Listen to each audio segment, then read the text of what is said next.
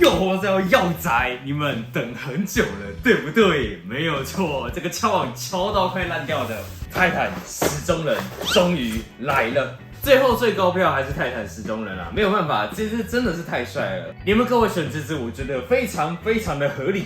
这一盒的大小可以看到，它应该跟我们的泰坦电视人就是同一个系列的。同样的大小，我已经开过电视人跟音响人了，看起来目前就只有泰坦监控人特别小一盒而已。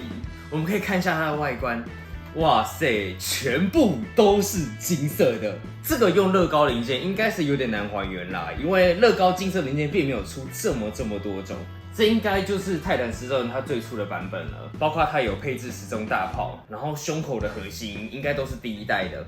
时钟人后面真的很帅，像后面他还有拿了一把剑，是不知道各位会不会想看啦，但因为我自己真的就还蛮想买的。那我们可以看到它这盒一样有附3只人偶，你们还记得前几盒吗？他们都会固定配一个长得很猥亵的马桶人，然后像这盒还有配什么红绿灯人，但是目前这盒看起来很正常。它配的其他3只全部都是跟时钟有关的，而且右上角这个感觉是泰坦时钟人的异色版。另外还有前面3集各位反应非常好的乐高还原系列，这次拼好之后一样会用短剧来呈现，各位可以好好期待一下。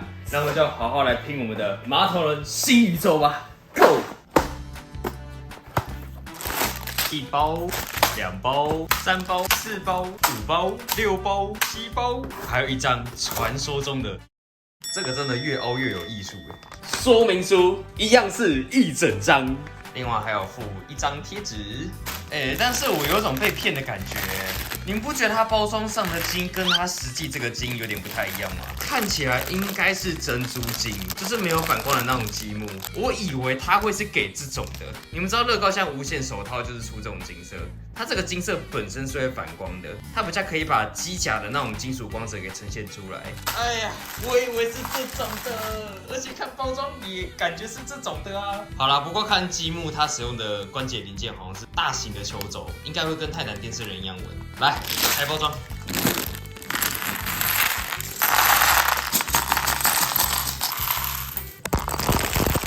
总共就是这些积木。哎呦，好金哦，怎么感觉好像配色都一样啊？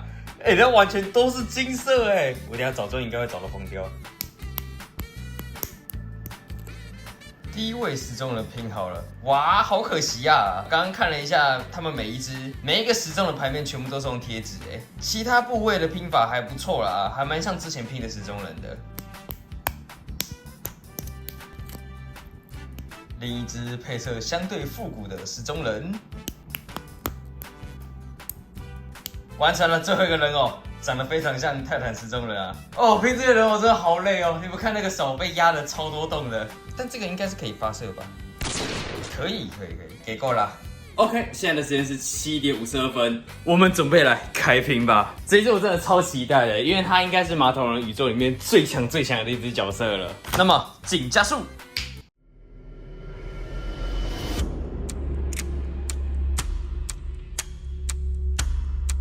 OK， 目前拼到这里了，哇，这一只好精啊！不过趁我现在还有印象，我要先吐槽一下，它这个贴纸竟然是贴在这个曲面上，它贴起来感觉会长得怪怪的。这没办法，它真的就是这样贴哦。这一步第24步，我没有诬赖它吧？它是贴在这个曲面上没有错。正常乐高不太会贴在这种零件上面啦，应该是从来没有过啦。那正面的部分看起来目前都拼完了。等一下，紧接就是背面了。它的4只全部都是在背面才会进行组装。现在时间是8点35分，果然没有那么容易啊。但我预感这次的整个设计以及它的整个结构稳定度，可能会比前面3只都还厉害。个人是非常期待。那我们就接着拼吧。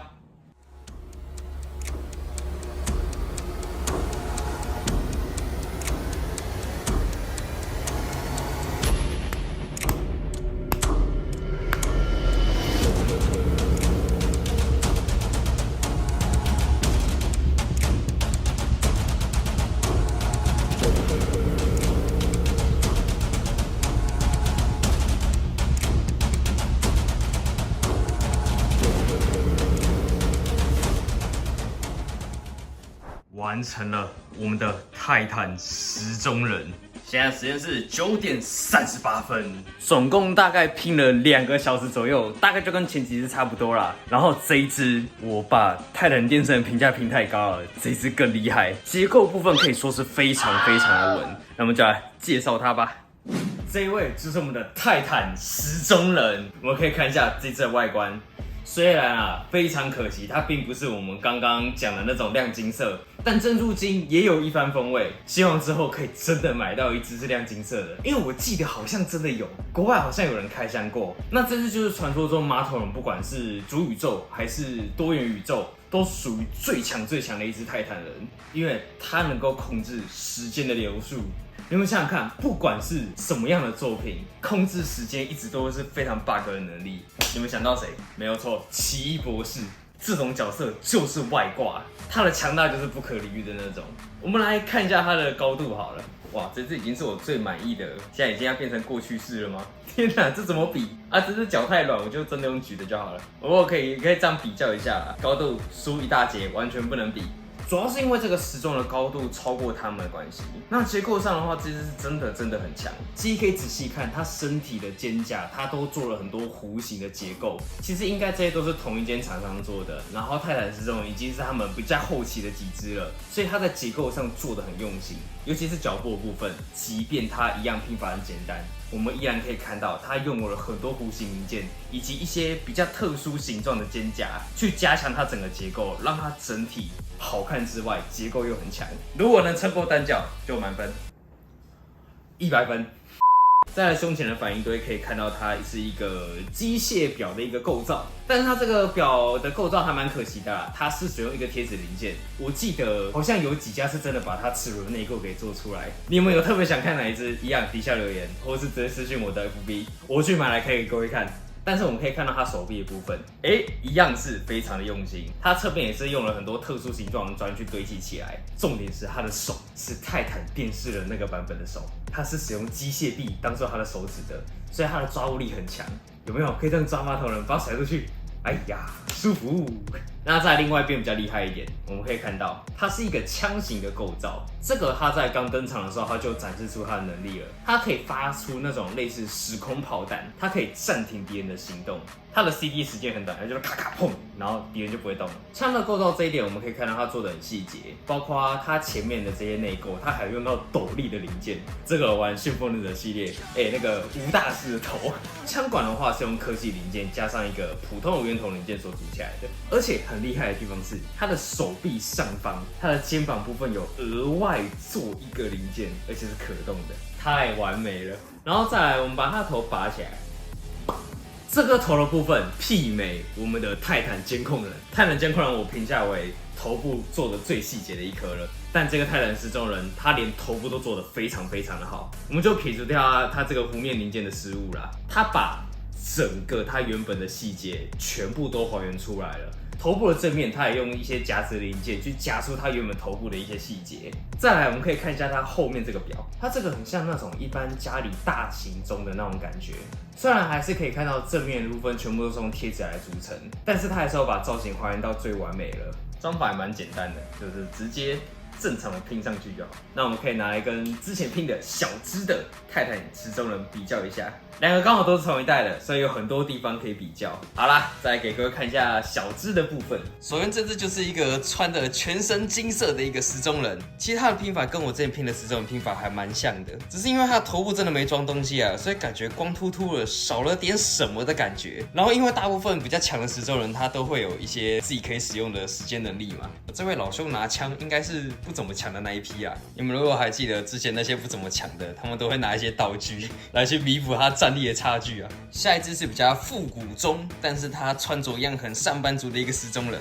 当然，他老哥拿的枪，所以他可能也不怎么强。我觉得他这个复古感觉跟这只还蛮像的，你们两个说不定可以结个伴。那再来是最后这一只，真的不是我要说，他们真的长很像吧？背后一样背着一个钟，然后手上拿着一把枪。我记得原作是没有你这一只的吧？还是其实有，又是我不知道的吗？突然发现十中人这一系列这样下来也不少只嘞。然后硬要说，其实这个十中人也有所谓的阉割版啦。阉割版还记得我吗？嗨 ，OK 啦，那我知道各位等不及了，接下来就是你们最期待的短剧时间了。那一样，先建议看过原作，再回来看我的还原版。那我们就准备 Action。